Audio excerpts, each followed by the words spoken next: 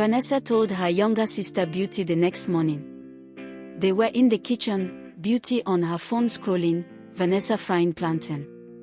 "He's different," she said, flipping the plantain.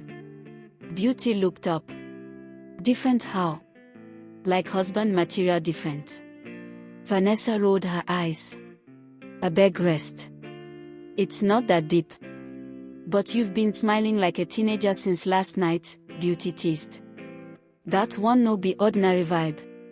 Vanessa smiled again but didn't answer.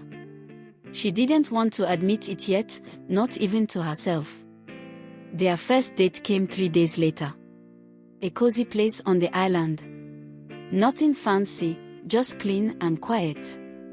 The lighting was soft, jazz played in the background, and Kelvin wore a dark shirt that hugged his shoulders like a prayer answered.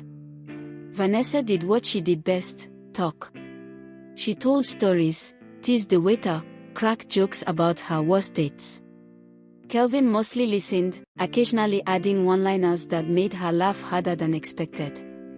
"You talk like someone who doesn't get ignored easily," he said mid-meal.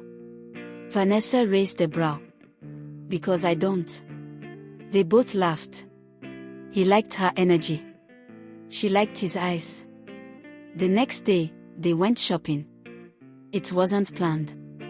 She had casually mentioned wanting to check out some clothes. Kelvin offered to tag along. At the store, Vanessa moved through racks like a stylist. She picked outfits, held them against her body, turned toward him and asked, "What do you think? Yes or no?" Every time, Kelvin just nodded. Yes. She picked a black two-piece that hugged her curves perfectly. Kelvin didn't blink. He walked to the cashier and paid for everything.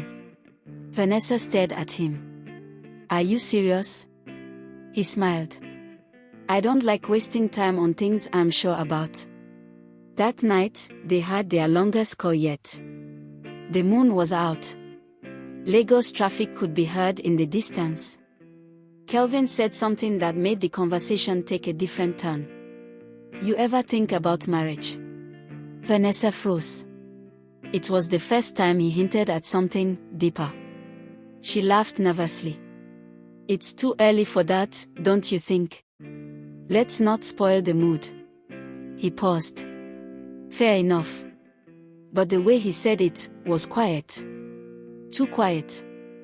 They changed the topic, but the silence between his words lingered. Back in her room, Vanessa stared at her phone screen long after the call ended. Beauty entered, holding a bottle of ice water. "You've been in your head all evening. What's going on?" Vanessa shrugged. "Nothing serious, just a conversation." Beauty sat beside her. "Just be careful. Some men love softly, but live loudly." Vanessa said nothing. Because deep down, something in her was already beginning to shift.